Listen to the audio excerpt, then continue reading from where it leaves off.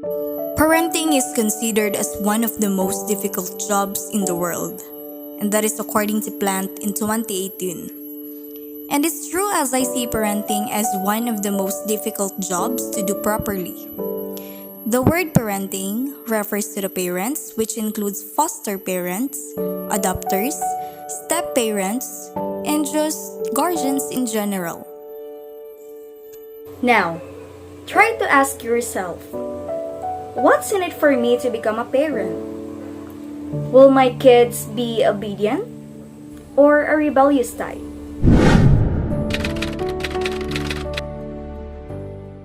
But you know what, class? If we become parents someday, you can't really have the mindset that your kids owe you. In fact, in an article published in 2019, the Philippines has a fixation on the idea of utang ng loob. So for those who are not familiar, it is a sort of indebtedness that we feel.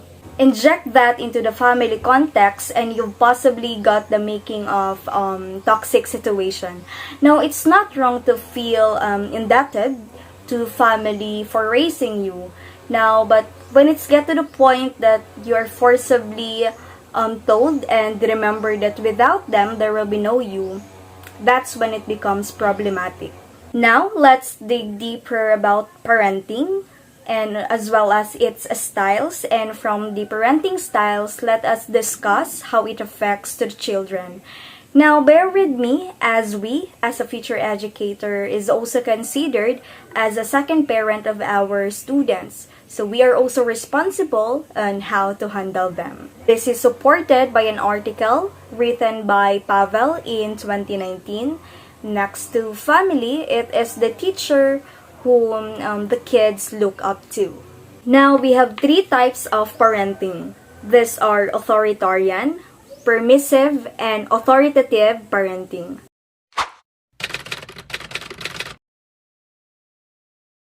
Now, authoritarian parenting is an extremely strict parenting style as it places high expectations on children with little responsiveness. Now, in authoritarian parenting, parents here tend to focus more on obedience, discipline, and control rather than nurturing their child. So, for example, they might very particular that their children must excel in school, in arts, and other fields, and lack of patience if the children fall short.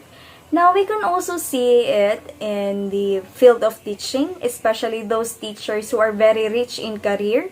They tend to set the bar high for the students.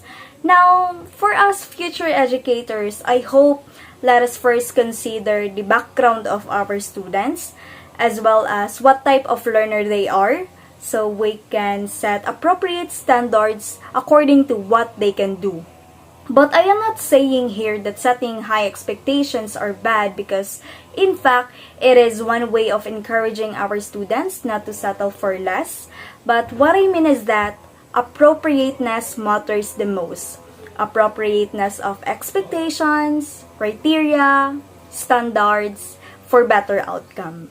Now, if we will apply authoritarian parenting to a child, what would be the possible outcome? So, Tracy, in 2017, authoritarian parenting makes children aggressive, shy, and cannot make their own decision because they are exposed to the concept of "because I told you so." These are the parents who are likely to degrade their children and ignore the child's point of view. Same with teaching. If you will not listen to your students' point of view, they may lose interest in your class. So better if we will apply student direction. It is where they have the freedom on how they will be assessed, and they have the freedom to express their point of view.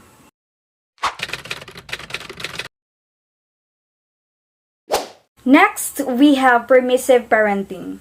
So this is the parent who is afraid to set limits on children and believes that a child has to be true to his or her own nature. As stated by Hill in 2017, this type of parenting has very few rules and expectations of children, unlike authoritarian. Now, for example, permissive parents might make comments such as, "I never say no to my child," or "My child chooses what they want to do." Now, if we have this kind of parenting, what would be the effect of this to the child? In a recent investigation of Pamela in 2019, study shows that children from permissive parents may tend to have lower academic achievements. Now, I would disagree with this type of claim because I believe that the achievement of a child doesn't rely on the parent's style of parenting. Now, if your parents doesn't require you to get high grades or to get some exemplary awards, now do not rely on their standards. Set standard for yourself instead. And this idea is supported by Pat in 2016. Highlights to understand that the standards of others is not valuable compared to the standards that you set for yourself.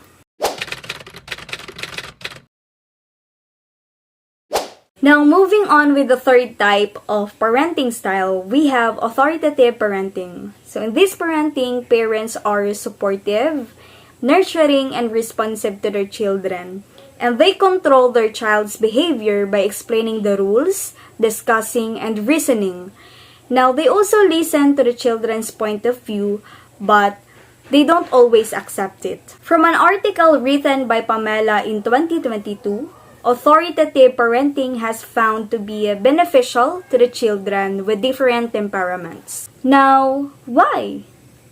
It is because authoritative parent will rely more on positive reinforcement and encouragement rather than punishment and threats. And this is anchored with the words of Reynolds in 2022. Now, the bottom line is, parenting is a lifelong journey. As parents have an important responsibility. Every parent wants to be a good parent and role model for their children. But effective parenting is not easy. It is a journey of trial and error, continuous learning, and growing together with your child. While the task can be daunting, parents are certainly not alone in raising their children. Beyond traditional sources of support, there are various community resources that parents can tap on. As we reflect on our topic today in the field of teaching, I hope we, as a future educator, let us all be reminded that we are considered as a second parent of our students. And in teaching strategy, I hope we will focus more on refining and enriching our students' abilities rather than pushing them to go beyond their limits. That's all for today. This is Ria May Dipilio saying, if you always do your best, you will not have regrets.